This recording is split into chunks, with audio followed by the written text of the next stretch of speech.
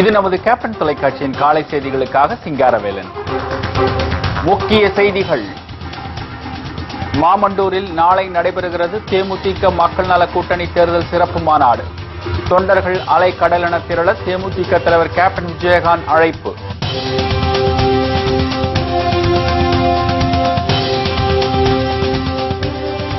மாமண்டூர் மாநாட்டிற்கான பணிகள் 90% நிறைவு. பிரம்மாண்டமான முறையில் மேடை அமைக்கும் பணி தீவிரம்.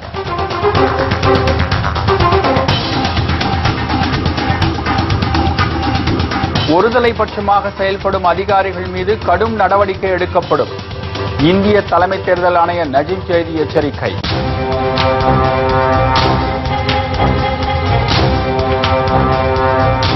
மக்கள் நல கூட்டணியில் இடம்பெற்றுள்ள கட்சிகளுக்கான தொகுதி பங்கீடு இன்று இறுதி செய்யப்படும்.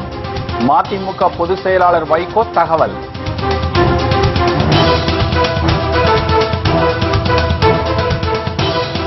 மதுரையில் விசாரணைக்கு சென்ற சிபிஐ அதிகாரிகள் மீது கண்மூடித்தனமான தாக்குதல். தப்பி ஓடிய சுங்கத்துறை அதிகாரிகளுக்கு போலீஸ் வலைவீச்சு.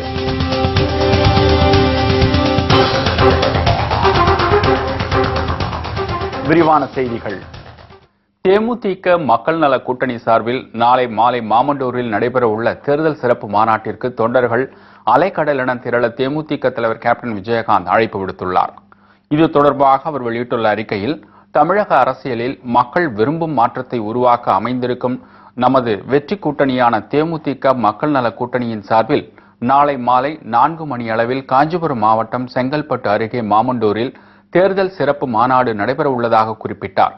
அதில் தானும் தமது கூட்டணி கட்சிகளின் தலைவர்கள் மதிமுக பொதுச் செயலாளர் வைகோ, மார்க்சிஸ்ட் கம்யூனிஸ்ட் கட்சியின் மாநில செயலாளர் ஜி ராமகிருஷ்ணன், விடுதலை சிறுத்தைகள் கட்சியின் தலைவர் தொல் திருமாவளவன், இந்திய கம்யூனிஸ்ட் கட்சியின் மாநில செயலாளர் முத்தரசன் ஆகியோர் கலந்து கொண்டு எழுச்சியுரையாற்ற இருக்கிறோம் என்று கேப்டன் விஜயகாந்த் தெரிவித்துள்ளார். மாநாட்டிற்கு தேமுதிக மக்கள் நல கூட்டணியின் அனைத்து கட்சிகளின் மாநில, மாவட்ட, ஒன்றிய, நகர, பேரூர் கிளைக்கழக நிர்வாகிகள், மகளிரணி நிர்வாகிகள் மற்றும் தொண்டர்கள் என அனைவரும் தங்கள் குடும்பத்தினரோடும் நண்பர்களோடும் நாட்டு நலனில் அக்கறை கொண்ட நல்லவர்களோடும் அணிதிரண்டு வந்து இந்த மாநாட்டை வெற்றி மாநாடு நடந்திடும் வகையில் அலைக்கடலென திரண்டு ஆர்ப்பரித்து வாரீர் என்று கேப்டன் விஜயகாந்த் அழைப்பு விடுத்துள்ளார். தேமுதிக மக்கள் நல கூட்டணியின் தேர்தல் சிறப்பு மாநாட்டிற்கான ஏற்பாடுகள் தீவிரமாக நடைபெற்று வருகிறது. காஞ்சிபுரம் மாவட்டம் செங்கல்பட்டை அடுத்துள்ள மாமண்டூரில் நாளை மாலை 4 மணி அளவில் தேமுதிக மக்கள் நல கூட்டணி சார்பில் தேர்தல் சிறப்பு மாநாடு நடைபெறவுள்ளது. இதில் தேமுதிக தலைவர் கேப்டன் விஜயகாந்த் மற்றும் மக்கள் நல கூட்டணி தலைவர்கள் வைகோ, திருமாவளவன், ஜி ராமகிருஷ்ணன், முத்தரசன் உள்ளிட்டோர் உரையாற்றுகின்றனர். இந்நிலையில் மாநாட்டிற்கான ஏற்பாடுகள் தேமுதிக இளைஞரணி செயலாளர் LK சுதீஷ் தலைமையில் தீவிரமாக நடைபெற்று வருகிறது. பிரம்மாண்டமான முறையில் மேடை அமைக்கும் பணியும், தொண்டர்களின் வசதிக்காக குடிநீர், கழிவறை மற்றும் வாகனங்கள் நிறுத்துவதற்கு போதுமான இடவசதி, மகளிர் அமர்வதற்காக தனி இடம் ஒதுக்கீடு உள்ளிட்ட பல்வேறு வசதிகள் தற்போது மேற்கொள்ளப்பட்டு வருகிறது. 90% பணிகள் நிறைவடைந்துள்ளதாக காஞ்சிபுரம் தெற்கு மாவட்ட செயலாளர் தங்கபாண்டியன் தெரிவித்தார். தேசிய முற்போக்கு திராவிடர் கழக மக்கள் நல கூட்டணி வேட்பாளர்கள் அறிவிப்பு மாநாடு மாமண்டூரில் ஆண்டாளழகர் கல்லூரியில் கல்லூரி வளாகத்திற்கு வெளியே மாபெரும் பிரம்மாண்டமான மாநாட்டு ஏற்பாடுகள் நடந்து கொண்டிருக்கின்றது. இந்த மாநாட்டை காஞ்சி தெற்கு மாவட்டத்திற்கு தந்த எங்களுடைய கேப்டன் அவர்களுக்கு என்னுடைய முதற்கண் நன்றியை தெரிவித்துக் கொள்வதுடன், இந்த மாநாட்டு பணிகள் 90% முடிவடைந்து உள்ளது. முழு வேகத்தில் அனைத்து பணிகளும் முடிக்கப்பட்டு 10ஆம் தேதி காலை தயார் நிலையில் இருக்கும். மாலை 4 மணிக்கு மாநாடு ஆரம்பமாகின்றது. இந்த மாநாட்டு ஏற்பாடுகளை செய்தவன் என்ற முறையில் இந்த மாநாட்டில் அனைவரும் கலந்து கொண்டு சிறப்பிக்க வேண்டும் என்று தேசிய முற்போக்கு திராவிட கழகத்தின் சார்பாகவும் மக்கள் நல கூட்டணியின் சார்பாகவும் வேண்டுகோள் விடுக்கின்றேன். மக்கள் நல கூட்டணியில் இடம்பெற்றுள்ள கட்சிகளுக்கான தொகுதி பங்கீடு இன்று இறுதி செய்யப்படும் என அதன் ஒருங்கிணைப்பாளரும் மதிமுக பொதுச் செயலாளருமான வைகோ தெரிவித்துள்ளார். மக்கள் நல கூட்டணியின் தொகுதி பங்கீடு குறித்த பேச்சுவார்த்தை சென்னை எழும்பூரில் நடைபெற்றது. இந்த கூட்டத்தில் மதிமுக பொதுச் செயலாளர் வைகோ, மார்க்சிஸ்ட் கம்யூனிஸ்ட் கட்சியின் மாநில செயலாளர் ஜி. ராமகிருஷ்ணன், விடுதலை சிறுத்தைகள் கட்சித் தலைவர் தொல் திருமாவளவன், இந்திய கம்யூனிஸ்ட் கட்சியின் மாநில செயலாளர் முத்தரசன் உள்ளிட்டோர் கலந்து கொண்டனர்.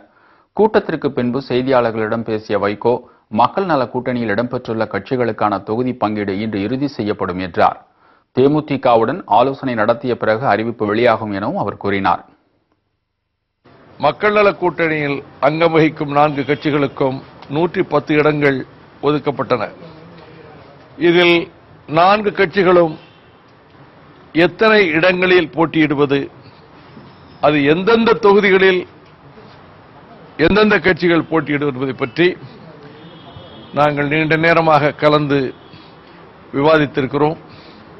அநேகமாக ஒரு நிறைவாக அதை பகிர்ந்து கொள்ளக்கூடிய நிலைமை இருந்தாலும், இதையும் கொண்டு போய் தேமுதிக அவர்களோடு பேசினால்தான் அந்த இறுதி பங்கீடு என்பது அவர்களோடு அமர்ந்துதான் இதை முடிவு செய்ய முடியும். முன்னதாக பேசிய விடுதலை சிறுத்தைகள் கட்சி தொல் திருமாவளவன், மக்கள் நல கூட்டணி சென்னை தீவுத்திடலில் மாநாடு நடத்த அனுமதி மறுத்துவிட்டு தற்போது அதிமுகவிற்கு மட்டும் அனுமதி கொடுக்கப்பட்டுள்ள நிகழ்வு தமிழக அரசு ஓர வஞ்சனையுடன் செயல்படுவதை எடுத்துக்காட்டுவதாக புகார் தெரிவித்துள்ளார். ஆட்சி நிர்வாகம் எவ்வளவு ஓரவஞ்சனையாக இருக்கிறது என்பதற்கு இதுவும் ஒரு சான்று. 10 நாட்களுக்கு முன்பே மக்கள் நல கூட்டணியின் சார்பில், அதாவது தேமுதிக மக்கள் நல கூட்டணியின் சார்பில் இந்த தேர்தல் சிறப்பு மாநாடு நடத்துவதற்காக நாங்கள் அணுகிய போது இது வழக்கிலே உள்ளது, அனுமதி தர முடியாது என்று பட்டவர்த்தனமாக மறுத்தார்கள் அதிகாரிகள். ஆனால் ஆளுங்கட்சிக்கு அனுமதி அளிக்கிறார்கள் என்பதன் மூலம் ஆட்சி நிர்வாகம், அதிகார வர்க்கம் எந்த அளவுக்கு ஓரவஞ்சனையாக செயல்படுகிறார்கள், ஆள் பார்த்து செயல்படுகிறார்கள் என்பதற்கு இது ஒரு சான்று. இதற்கிடையே தங்கள் கட்சிக்கு ஒரு தொகுதி ஒதுக்கீடு செய்வதாக வைகோ உறுதியளித்துள்ளார் என்றும், அது தொடர்பான அறிவிப்பு விரைவில் வெளியாகும் எனவும் தமிழர் முன்னேற்றப் படையின் தலைவர் வீரலட்சுமி நம்பிக்கை தெரிவித்துள்ளார்.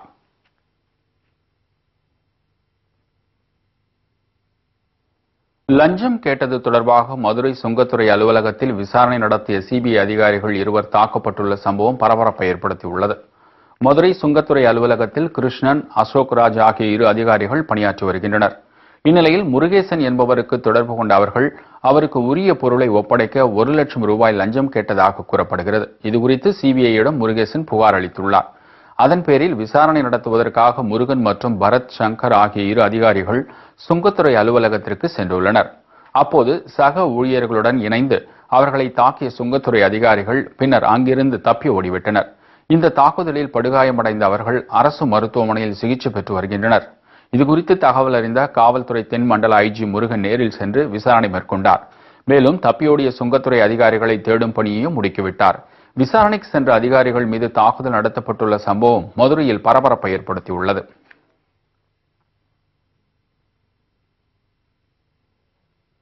டெல்லியை தக்க வைக்க முடியாத காங்கிரஸ் அசாமில் எப்படி வெற்றி பெறும் என்று பிரதமர் மோடி கேள்வி எழுப்பியுள்ளார்.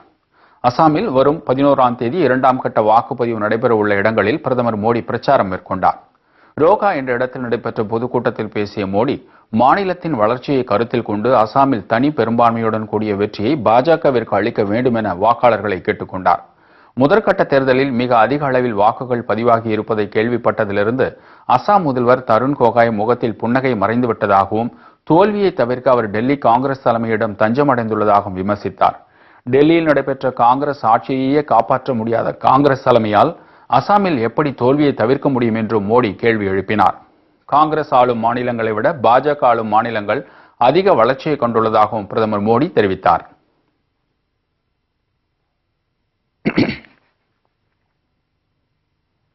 தமிழகத்தில் மாவட்ட தேர்தல் அதிகாரிகள், போலீஸ் உயர் அதிகாரிகள் ஒருதலை பட்சமாக நடந்து கொண்டால் அவர்கள் மீது கடும் நடவடிக்கை எடுக்கப்படும் என்று இந்திய தலைமை தேர்தல் ஆணையர் நஜீம் ஜேஜி எச்சரித்துள்ளார். சென்னையில் செய்தியாளர்களிடம் பேசிய அவர், ஆளும் கட்சிக்கு ஆதரவாக விதிமீறுவதை தேர்தல் ஆணையம் வேடிக்கை பார்த்துக் கொண்டிருக்காது என்றார். தமிழகத்தில் IAS மற்றும் IPS அதிகாரிகள் ஆளுங்கட்சிக்கு ஆதரவாக செயல்படுவதாக அரசியல் கட்சிகள் புகார் கூறுவதாகவும், அந்த புகாரின் உண்மைத்தன்மை அறிந்து நடவடிக்கை எடுக்கப்படும் என்றும் தெரிவித்தார்.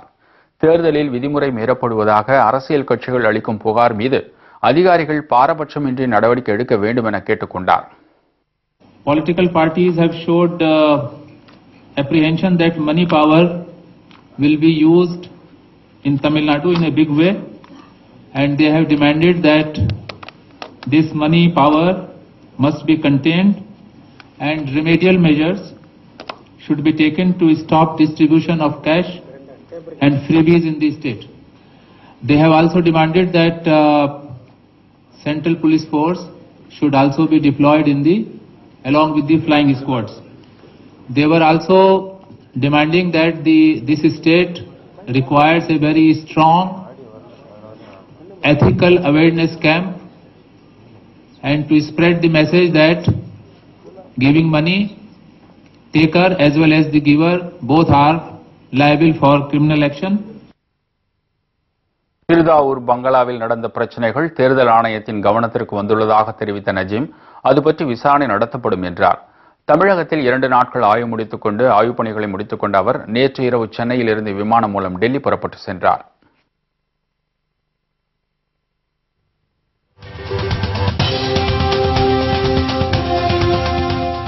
பழனி சட்டமன்ற தொகுதி அதிமுக வேட்பாளர் குமாரசாமி மீது நில அபகரிப்பு புகார். முஸ்லிம் ஜமாத்திற்கு சொந்தமான பல கோடி ரூபாய் மதிப்புள்ள இடத்தை ஆக்கிரமிப்பு செய்துள்ளதாக குற்றச்சாட்டு.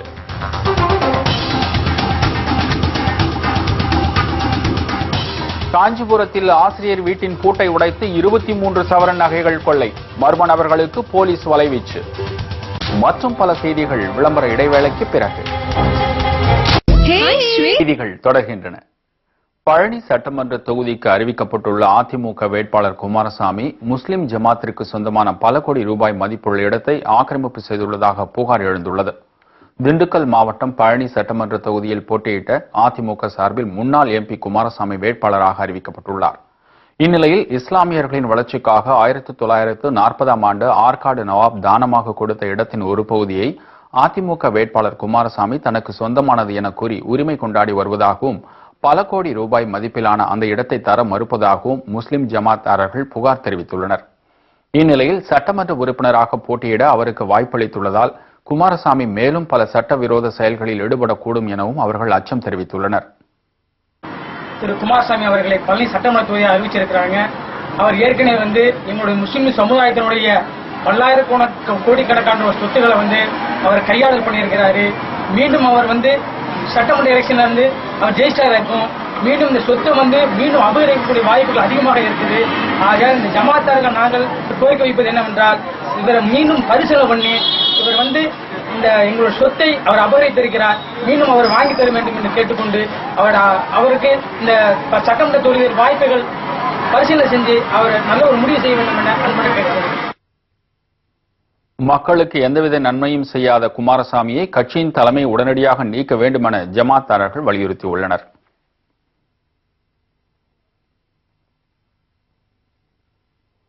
காஞ்சிபுரத்தில் ஆசிரியர் வீட்டின் பூட்டை உடைத்து 23 சவரன் நகைகள் கொள்ளையடிக்கப்பட்டுள்ள சம்பவம் பரபரப்பை ஏற்படுத்தியுள்ளது. காஞ்சிபுரம் ஒத்தவாடை தெருவில் வசித்து வருபவர் வசந்தகுமாரி. தனியார் பள்ளியின் ஆசிரியரான இவர் ஸ்ரீபெரும்புதூரில் உள்ள தமது உறவினர் வீட்டிற்கு சென்றுள்ளார். பின்னர் வீடு திரும்பிய போது வீட்டின் பூட்டு உடைக்கப்பட்டு பீரோவில் இருந்த 23 சவரன் நகைகள் மற்றும் 5000 ரூபாய் பணம் கொள்ளை போயிருந்ததைக் கண்டு அதிர்ச்சி அடைந்தார். பின்னர் தகவல் அறிந்த காவல்துறையினர் சம்பவ இடத்திற்கு விசாரணை மேற்கொண்டனர். இதற்கிடையே சிவகாஞ்சி காவல் நிலையத்தில் போதிய காவலர்கள் இல்லாததே அந்த பகுதியில் அதிகரித்து வரும் கொள்ளை சம்பவங்களுக்கு காரணம் என பொதுமக்கள் புகார் தெரிவித்துள்ளனர். இது தொடர்பாக மாவட்ட காவல் கண்காணிப்பாளர் முத்தரசி உரிய நடவடிக்கை எடுக்க வேண்டும் எனவும் அவர்கள் கோரிக்கை விடுத்துள்ளனர்.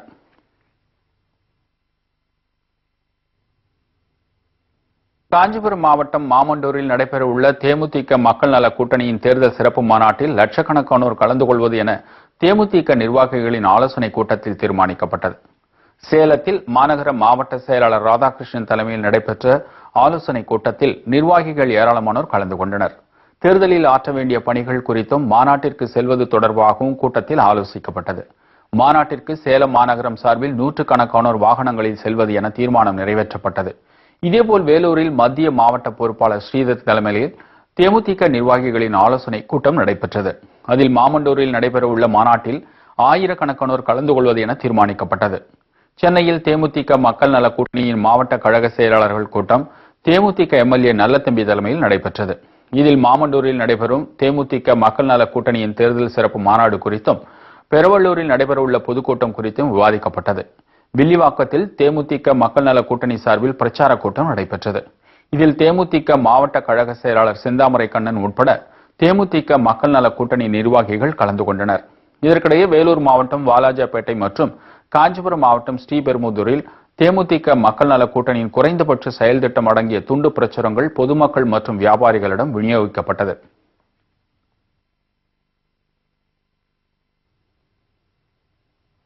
காரைக்குடி அருகே அரிசி ஆலையில் இருந்து வெளியேறும் சாம்பல் துகள்கள் வீடுகளுக்குள் படிவதாக கூறி பொதுமக்கள் முற்றுகை போராட்டத்தில் ஈடுபட்டனர். காரைக்குடியை அடுத்த பள்ளத்தூர் கிராமத்தில் 5க்கும் மேற்பட்ட அரிசி ஆலைகள் இயங்கி வருகின்றன.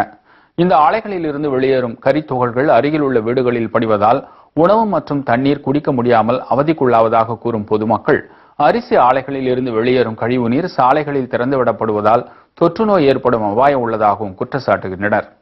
இந்த கழிவுநீர் தங்கி வீதி பூரா டெங்கு காய்ச்சல் வரக்கா கொசு அதிகமாக இருக்கு. ரெண்டாவது இந்த தூசி, மில்லுடைய தூசி வந்து குடும்பத்தை பாதிக்குது. இதனால நம்ம என்னன்னு கேட்டீங்கன்னா, இதனால எல்லா மக்களுக்கும் பாதிப்பு. இதை நம்ம கேட்டோம்னா அவங்க என்ன சொல்றாங்கன்னா, நீங்க தெரிஞ்சா பாத்துக்குங்க அப்படிங்கிற மாதிரி சொல்றாங்க. இப்போ வந்து தாரத்தை அடைச்சு இந்த தூசி வரவிடாம இந்த தண்ணியை வெளியே வர பண்ணாங்கன்னா நாங்க வந்து இந்த மில்லுக்கு நாங்க தடை பண்ணவில்லை. நல்ல மில்லு நடத்தட்டும், அவங்க தொழில் பண்ணட்டும், அதுக்கு நாங்கள் விரோதம் இல்லை. இது என்ன முறையை அதை செய்யட்டும். இந்த மற்ற மில்லு ஓடுது, சால்வா கட்டி ஓடுது. இந்த மில்ல இந்த பாருங்க உங்களுக்கு நேர தண்ணி ஓடிக்கிறது.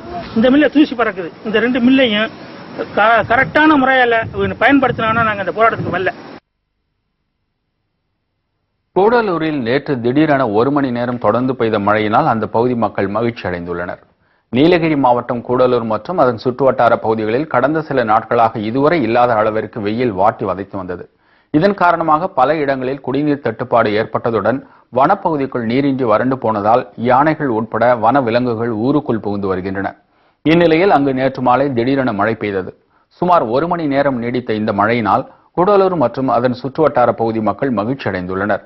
இதேபோல் 2 நாட்கள் மழை பெய்தால் வனப்பகுதிகளில் தண்ணீர் தட்டுப்பாடு நீங்கும் என வனத்துறையினர் நம்பிக்கை தெரிவித்துள்ளனர். திருச்சி மாவட்டம் முசிறி அருகே தனியார் பஞ்சாலைக்கு சொந்தமான பேருந்து கவிழ்ந்து விபத்துக்குள்ளானதில் தொழிலாளி ஒருவர் நிகழ்விடத்திலேயே பரிதாபமாக உயிரிழந்தார்.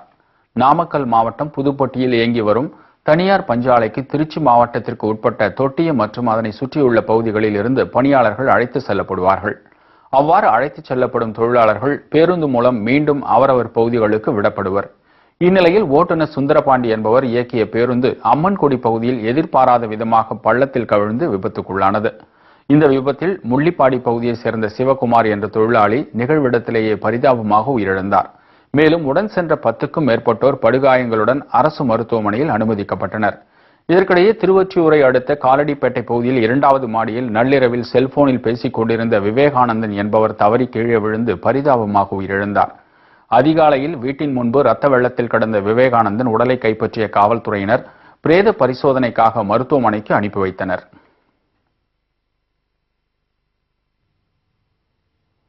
கன்னியாகுமரி அருகே ஜெப வழிபாட்டு மையத்தில் மண்ணில் புதைத்து வைக்கப்பட்டிருந்த நாட்டு வெடிகுண்டுகளை போலீசார் கைப்பற்றியுள்ளனர். கன்னியாகுமரி மாவட்டம் குளச்சலில் உள்ள மீனவ கிராம கடற்கரை பகுதியில் ஜெப வழிபாட்டு மையம் ஒன்று அமைந்துள்ளது. இந்த மையத்தில் நாள்தோறும் நடைபெறும் வழிபாட்டில் ஏராளமானோர் பங்கேற்று தியானம் செய்து வருகின்றனர். இந்நிலையில் சம்பவத்தன்று வழக்கம்போல் தியானத்திற்கு வந்த சிலர் அங்கு பானை ஒன்று மண்ணில் புதைந்திருப்பதை கண்டனர். பின்னர் அதனை எடுக்க முயன்றபோது நாட்டு வெடிகுண்டு என அறிந்தவர்கள் அங்கிருந்து ஓட்டம் பிடித்தனர். இதுகுறித்து தகவல் அறிந்த குளச்சல் போலீசார் மற்றும் வெடிகுண்டு நிபுணர்கள் சம்பவ இடத்திற்கு வந்து மண்ணில் புதைத்து வைக்கப்பட்டிருந்த 10க்கும் மேற்பட்ட நாட்டு வெடிகுண்டுகளையும் பெட்ரோல் குண்டுகளையும் கைப்பற்றி செயலிழக்க செய்தனர். இங்க ஒரு சிறிய பானையோட விளிம்பு தெரிஞ்சது. அந்த பானை விளிம்பு யாரும் பிள்ளைகள் கண்டுட்டு ஏதோ மந்திரம் செய்து வச்சிருக்கேன்னு சொன்னாங்க. அதனால யாரும் தொடரல, பயந்து. நான் வந்து மம்மட்டியால் தோட்டி பார்த்த ஒரு பெரிய ஒரு பானை. அந்த பானை எடுத்த போது பானைக்குள்ள நிறைய நாட்டு வெடிகுண்டு இருந்தது. அந்த நாட்டு வெடிகுண்டு இருந்தா போலீஸ் அறிவிச்சு போலீஸாரங்க வந்தாங்க, நிபுணர்கள் திருநெல்வேலியிலிருந்து கொண்டு வந்தாங்க. அவங்க ஆராய்ச்சி பண்ணி எல்லாம் எடுத்துட்டு போயிருக்காங்க. இதான் நடந்த சம்பவங்கள். என்னுடைய பேர் பாலஸ். போலீஸ்காரங்க வந்து இங்க வந்து இத்தனை நேரம் உட்காந்து காலையில வந்தாங்க, இத்தனை நேரம் உட்காந்துருந்தாங்க. திருநெல்வேலி உணர்குழு வர்றது வரைக்கும் அங்க உட்கார்ந்தாங்க. அப்புறம் அவங்க வந்த பிறகு எல்லாம் ஆராய்ச்சி பண்ணி பார்த்துட்டு நான் இது என்ன பெட்ரோல் வாம் பண்ணு சொல்லி எல்லாம் பேசிட்டு எல்லாம் எடுத்துட்டு போயிட்டாங்க. சட்டமன்ற தேர்தல் நெருங்கி வரும் வேளையில் மீனவ கிராமத்தில் நாட்டு வெடிகுண்டுகள் கண்டெடுக்கப்பட்டுள்ள சம்பவம் குறித்து போலீசார் தீவிர விசாரணை மேற்கொண்டு வருகின்றனர்.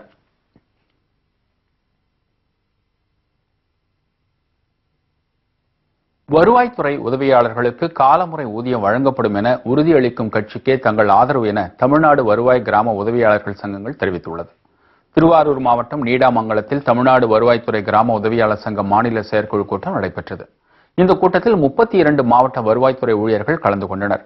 அப்போது வருவாய்த்துறை அலுவலக உதவியாளர்களுக்கு இணையான காலமுறை ஊதியம் வழங்க வேண்டும், விஏஓ பதவி உயர்வு 2014 மற்றும் 2015ற்கான இரண்டாவது பட்டியலை அரசு உடனே வெளியிட வேண்டும், தேர்தல் பணிபுரியும் கிராம உதவியாளர்களுக்கு 1 மாத ஊதியம் 50% உடனே வழங்க வேண்டும் போன்ற 6 அம்ச கோரிக்கைகள் வலியுறுத்தப்பட்டது. மேலும் தங்களின் கோரிக்கைகளை நிறைவேற்றும் கட்சிக்கே தங்கள் ஆதரவு எனவும் அந்த கூட்டத்தில் தீர்மானிக்கப்பட்டது. கோவையில் நடைபெற்று வரும் விமான கண்காட்சியை ஆயிரக்கணக்கானோர் பார்த்து ரசித்து வருகின்றனர். கோவை மாவட்டம் குனியமுத்தூர் பகுதியில் உள்ள தனியார் விமானவியல் கல்லூரியில் விமானங்கள் கண்காட்சி துவங்கியுள்ளது. நாளை வரை நடைபெறும் இந்த கண்காட்சியில் விமானங்கள் மற்றும் ஹெலிகாப்டர்கள் பார்வையாளர்களின் காண்பதற்காக வைக்கப்பட்டுள்ளது. சுமார் 5000 சதுர அடி பரப்பளவில் மாதிரி விமான நிலையம் அமைக்கப்பட்டு அதன் செயல்பாடுகள் குறித்து பொதுமக்களிடையே விளக்கப்படுகிறது. இதனை பள்ளி கல்லூரி மாணவர்கள் மற்றும் பொதுமக்கள் ஆயிரக்கணக்கானோர் ஆர்வத்துடன் பார்த்து ரசித்து வருகின்றனர். இந்த எக்ஸிபிஷன்ல என்னென்ன ஏர்கிராஃப்ட் இருக்கு, என்னென்ன அதோட ஆபரேஷன்ஸ் எல்லாம் எப்படி இருக்கும் அப்படிங்கறதெல்லாம் ஒரு வருஷமும் அப்டேட் பண்ணிட்டே இருப்பாங்க, ஒரு வருஷமும் எக்ஸ்பிளைன் பண்ணிட்டே இருப்பாங்க. இது மூலமா ஸ்டூடெண்ட்ஸ்க்கு ஏவியேஷன் ஃபீல்ட பத்தி நல்லா கத்துக்க முடியும், தெரிஞ்சுக்க முடியும். என்னென்ன ஏர்கிராஃப்ட் இருக்கு, நியூ இனோவேஷன்ஸ் என்னென்ன இருக்குன்னு எல்லாத்தையும் பிராக்டிக்கலா அவங்க நடத்தி காமிப்பாங்க. ஸ்டூடெண்ட்ஸ் எல்லாம் ஒரு காலேஜ்ல இருந்து அப்புறம் அதர் காலேஜ் ஸ்டூடெண்ட்ஸ்க்கும் இங்க பார்ட்டிசிபேட் பண்ண அலோ பண்ணுவாங்க. எல்லாம் பார்ட்டிசிபேட் பண்ணி ஒரு வருஷமும் பிரைசஸ் எல்லாமே கொடுத்துட்டு இருக்காங்க. சிவகங்கை மாவட்டம் தேவக்கோட்டை அருகே தொன்மை வாய்ந்த சக்கரவர்த்தீஸ்வரர் கோவிலில் 12ஆம் நூற்றாண்டு கல்வெட்டுகள் கண்டெடுக்கப்பட்டுள்ளன. தேவக்கோட்டை அடுத்த உஞ்சனை கிராமத்தில் மிகவும் தொன்மை வாய்ந்த சக்கரவர்த்தீஸ்வரர் கோவில் உள்ளது. இந்த கோவிலில் தமிழ்நாடு தொல்பொருள் துறையின் வழிகாட்டுதலின்படி கடந்த 3 நாட்களாக ஆய்வுகள் மேற்கொள்ளப்பட்டு வருகிறது. இந்நிலையில் கிபி 12 மற்றும் 13ஆம் நூற்றாண்டை சேர்ந்த கல்வெட்டுகள் ஆய்வின் போது கண்டெடுக்கப்பட்டுள்ளன. அப்போது ஆட்சியில் இருந்த வீரபாண்டியன், சுந்தரபாண்டியன் ஆகியோர் இந்த கோவிலுக்கு நிலங்களை தானமாக வழங்கியது தொடர்பான கல்வெட்டு கிடைக்கப்பெற்றுள்ளது. இதற்கிடையே நாமக்கல் மாவட்டம் ராசிபுரம் அருகே உள்ள அபயஹஸ்த ஆஞ்சநேயர் கோவிலில் சிறப்பு அபிஷேக வழிபாடு நடைபெற்றது. இதில் ஏராளமான பக்தர்கள் கலந்து கொண்டு சுவாமி தரிசனம் செய்தனர். அருப்புக்கோட்டையில் மாணவர்களுக்கு வழங்கப்படவிருந்த 13000 இலவச காலணிகளை தேர்தல் பறக்கும் படை அதிகாரிகள் தடுத்து நிறுத்தி அவற்றை பறிமுதல் செய்தனர். விருதுநகர் மாவட்டம் அருப்புக்கோட்டையில் உள்ள தனியார் பள்ளி ஒன்றில் மாணவ மாணவிகளுக்கு வழங்குவதற்காக சுமார் 13500 இலவச காலணிகள் லாரிகள் மூலம் கொண்டு வரப்பட்டது. இதனை அறிந்த தேர்தல் பறக்கும் படை அதிகாரிகள் சம்பவ இடத்திற்கு விரைந்து சென்று காலணிகள் வழங்கப்படவிருந்ததை தடுத்து நிறுத்தினர். மேலும் அவற்றை கைப்பற்றி தனி அறையில் வைத்து சீல் வைத்ததுடன் தேர்தல் முடிந்த பிறகே காலணிகளை விநியோகிக்க வேண்டும் என சம்பந்தப்பட்ட அதிகாரிகளுக்கு அறிவுறுத்தினர்.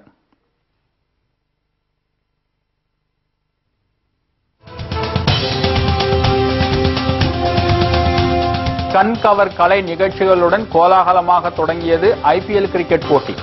முதல் ஆட்டத்தில் மும்பை புனே அணிகள் இன்று பல பரீட்சை. விவரம் இடைவேளைக்கு பிறகு.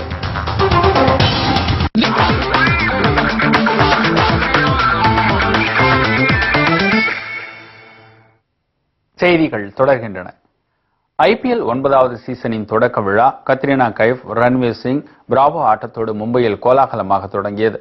ஐபிஎல் 9வது சீசனில் இன்று நடைபெறும் தொடக்க போட்டியில் Mumbai Indians, rising Pune super giants அணிகள் மோதுகின்றன. இதனை முன்னிட்டு தொடக்க விழா நிகழ்ச்சிகள் நேற்று மாலை மும்பையில் கோலாகலமாக நடைபெற்றது. வேலியில் உள்ள national sports club of India அரங்கில் நடைபெற்ற இந்த விழாவில் போட்டியில் பங்கேற்க உள்ள 8 அணிகளின் கேப்டன்களும் கலந்து கொண்டனர். விழாவில் ஐபிஎல் தலைவர் ராஜீவ் சுக்லா கோப்பையை அறிமுகம் செய்து வைத்தார்.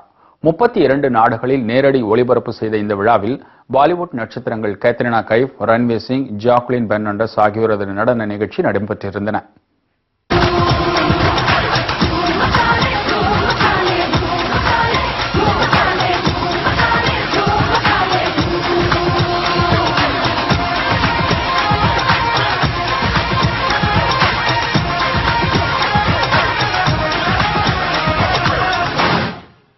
இதேபோல் வெஸ்ட் இண்டீஸ் வீரரும் ரெய்னா தலைமையிலான குஜராத் லயன்ஸ் அணிக்காக விளையாட உள்ள பிராவோ சாம்பியன் பாடலுக்கு நடனமாடி அசத்தினார்.